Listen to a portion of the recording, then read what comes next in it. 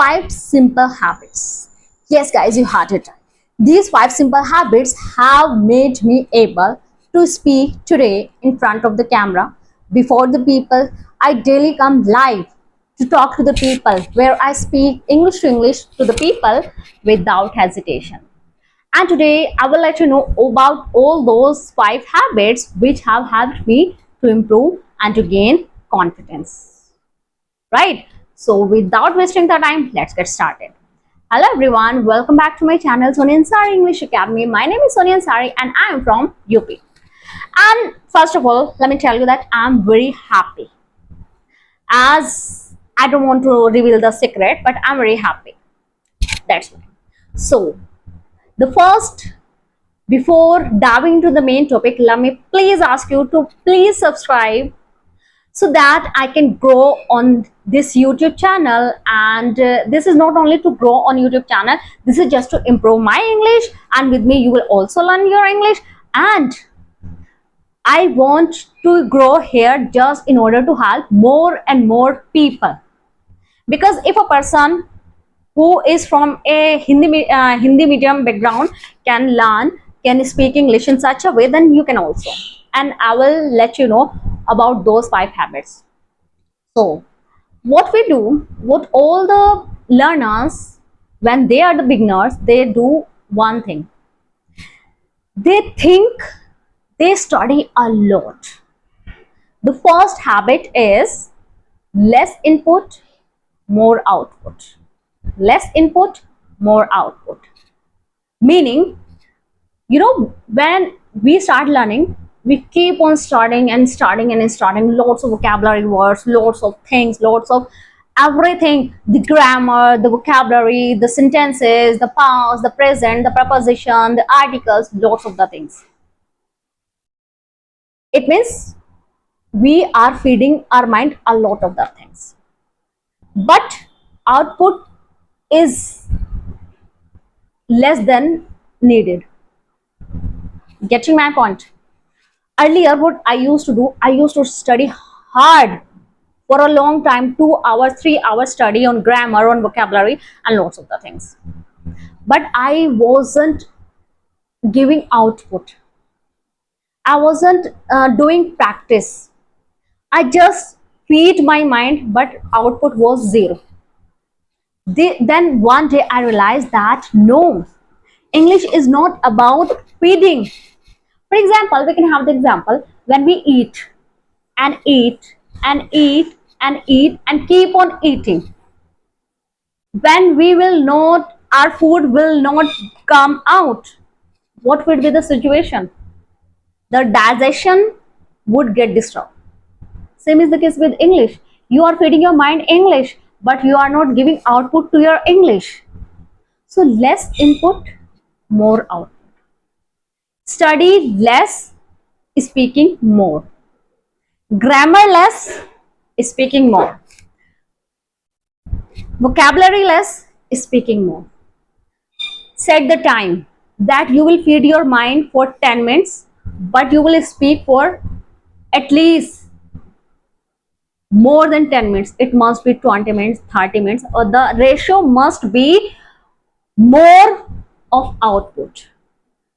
Speaking practice more than to feed your mind. Then is the next habit, speak something different. When I was the beginner, I didn't used to cram like the surrounding. All the people ask you to describe the surrounding. If I have described the surrounding for 1 week, then it's enough. Then I used to describe something different. Then something different. When we will be practicing the same thing, the surrounding, the room, we will be having limited words in my mind. When today I will be explaining the surrounding of my room, and the next day I will be explaining about one topic, then about any other topic, then it would give you exposure to the language. When you will be speaking different, I used to describe the different and different and different things. And you can get the help of ChatGPT. Give the prompt that give me topics to speak, then it will give more and more topic. When you will be speaking different topics, it means you are exposing your mind, you are exposing yourself to the language.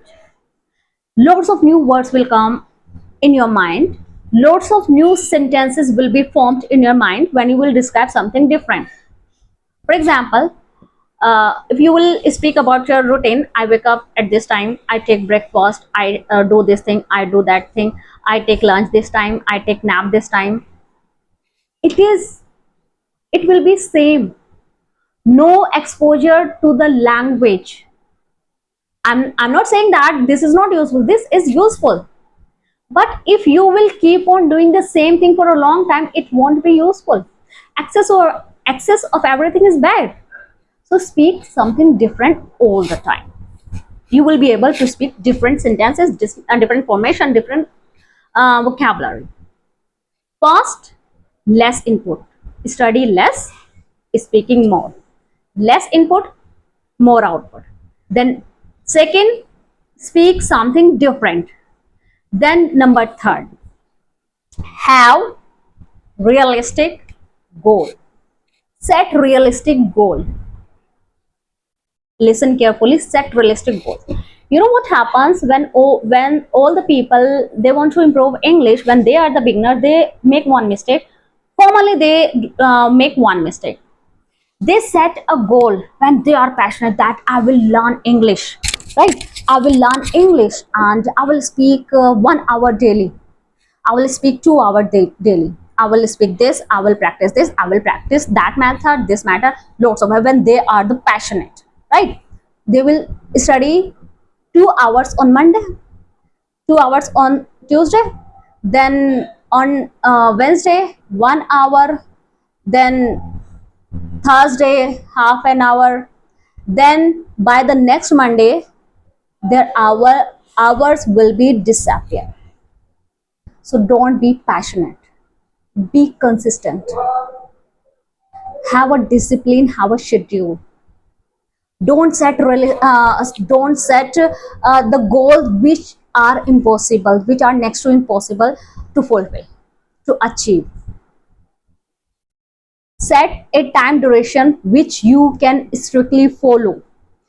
Whether you are doing 15 minutes practice, if you don't have 1 hour, if you don't have half an hour, if you have at least 20 minutes, strictly follow those 20 minutes daily by hook or by crook, no matter what.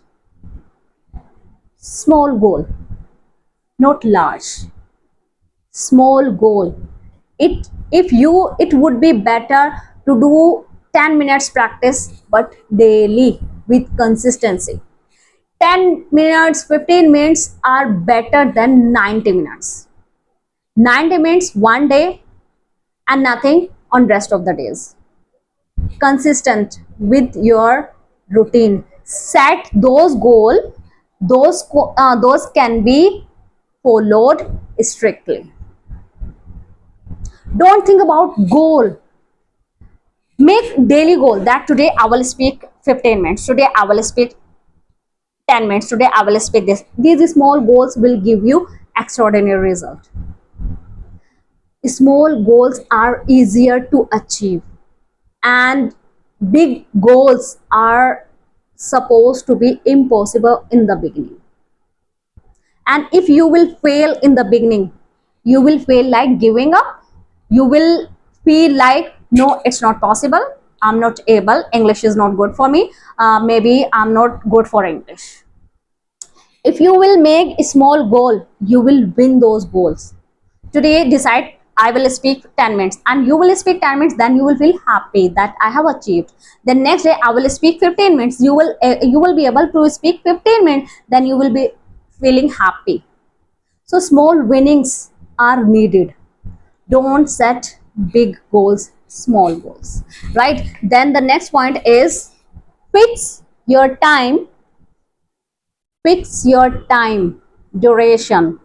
That must be followed strictly by hook or by crook. First, less input, more output, then speak different, something different, then set realistic goal, then set the duration. For example, you have set 15 minutes daily.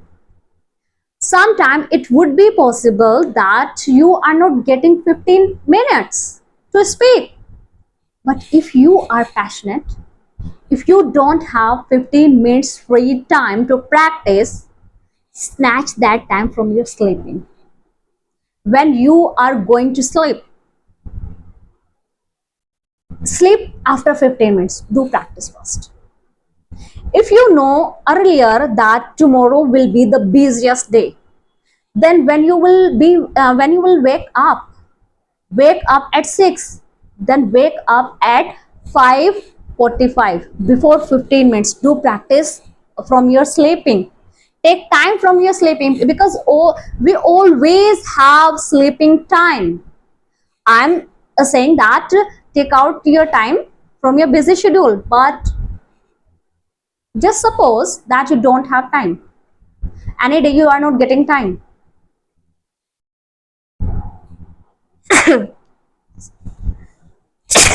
Sorry. Any day you are not getting time. Take time from sleeping. We always have sleeping time. So set duration and follow it wholeheartedly at any cost. No matter what, I will speak for 15 minutes. I will speak. It never happens that you don't get 15 minutes. It might be possible that in a day you were busy, you couldn't get time, but you always have sleeping time. You always sleep. So take out from that your sleep. Then number 5. Number 5, the follow 4 pillars of speaking. Practice all 4 pillars of English. First, listening, reading, writing, speaking. Without ignoring any one of them. Ignoring any one of them can't give you fluency. Listening is as much important as the reading. Reading is as much important as writing. Writing is as much important as speaking. All of them are equally important to make you fluent. Without listening, for example, can you speak about any language without listening? Can you speak, for example, you have not listened French. Can you speak that? Can't be possible. If you are not in habit of reading, can you improve your pronunciation? If you are not writing, can you improve the sentence transformation? Because writing gives you the structure of sentences. That is the most needed thing in the language. Without knowing the language, without knowing the sentence structure, you can't be able to speak English. Wait, someone has come. Yes, someone came to my home. You know, I make one short video, that's why if someone comes, I have to stop. So, what I was talking? Listening. Can you speak any language? If a child, for example, I had told earlier as well that there was a child, Black movie. Have you seen Black movie? Helen Keller. She was deaf since the childhood, but she was not dumb. She was deaf. She has not listened any language. That's why she couldn't speak. Because when we listen, we speak. Until we listen, we can't speak. She was able to speak since the childhood, but she was deaf since the childhood. So she didn't know about the language. So she couldn't understand that I can have voice. She never had listened the voice.